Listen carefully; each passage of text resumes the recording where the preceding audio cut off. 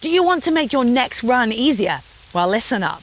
I mean, running is an effort, and sometimes it's so much of an effort that you don't even ever get out the door. So what if I told you I have 7 tips to make your next run more enjoyable? Yes, it is true. These tips could be a game changer.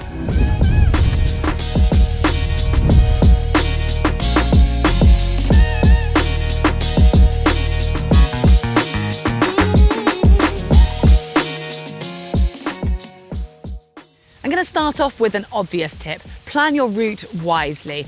It's best to avoid killer hills, soft ground or uneven terrain if you want to make your run more easy. And if you think about it, running on the flat, you'll be able to keep your heart rate under control, and you'll also be able to go faster for the same amount of effort as you would do if you were running uphill. And then think about the surface. If you go for something smooth and hard like asphalt, it's naturally going to be much easier because you're not going to have to concentrate on where you're going, and you're also not going to have to pick your feet up quite so high. Mud, long grass and soft sand are also worth avoiding if you're trying to limit the amount of effort for your run, as they're just going to naturally zap your energy for that same pace you're going to be going forwards. You might even want to consider how busy it is where you're running and the area around you, because if you're having to constantly stop and start to get past people or let people pass you, it's naturally going to be more tiring.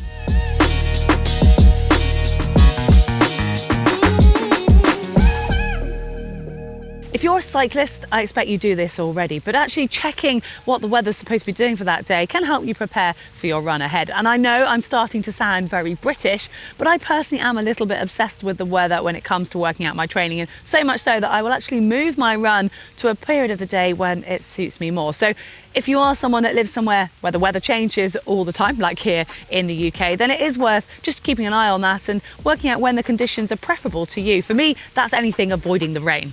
You can also use the forecast to help you dress appropriately. I mean, there's nothing worse than being too hot and having to take off loads of layers, and you end up either tying them around your waist or carrying them in your hand. And the same goes for the opposite. If you're too cold, then you're going to find it hard to run easy, as you're probably naturally going to speed up just to try and keep yourself warm.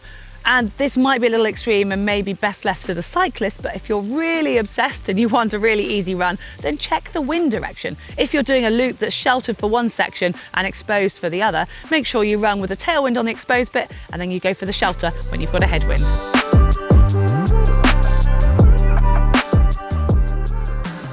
Music is something that some people swear by when it comes to running. A lot of my friends will only run if they've got their headphones with them.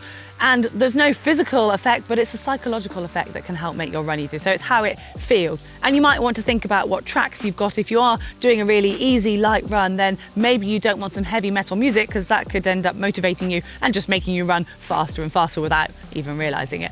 If music's not your thing, then maybe having some company, getting a friend to run along with you, and that distraction technique will still at least make your run feel easier. Running is going to feel hard if your stomach is empty or complaining that you're hungry and you don't have the adequate nutrition. The same goes to the opposite end of the spectrum. If you're really full, then it's going to be pretty uncomfortable to try and run. So you want to plan ahead when it comes to your fueling. If you're having a big meal, try and leave 2 to 3 hours at least until you do your run. If it's a snack, then that's around 30 to 60 minutes, obviously depending on what you've eaten and what run you've got planned. If you're really tight for time, or you've forgotten to eat and don't have enough time to digest it, then even grabbing a few sweets on your way out the door will give you that psychological added benefit, and also a little bit of added calories.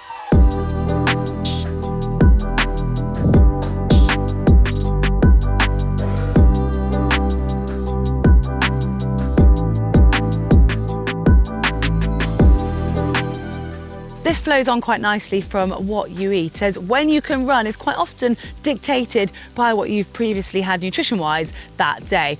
But also do consider just when you're naturally more awake and when running would suit you. You get some people who love to go out early at the crack of dawn and clear their head before they start work. Others who prefer an evening run when they're letting off steam from the stresses throughout the day. Want your run to feel easier?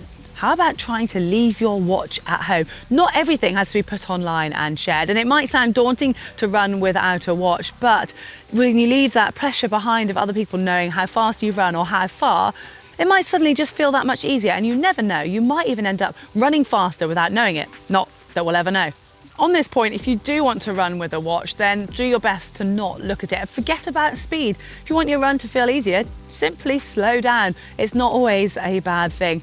And also, the length of your run, the longer you're going to be running, the harder you're probably going to find it. So don't be afraid to shorten it every now and then.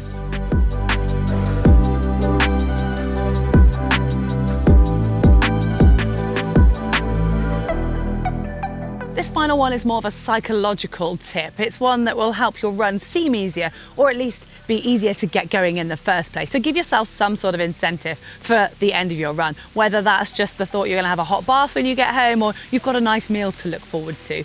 You could even take it a step further and do a point-to-point run, knowing that you're finishing somewhere you want to go, like a friend's house, for example. I think I should end this video with an apology, as if you follow all of these tips, you are gonna struggle to have any excuse not to go for a run.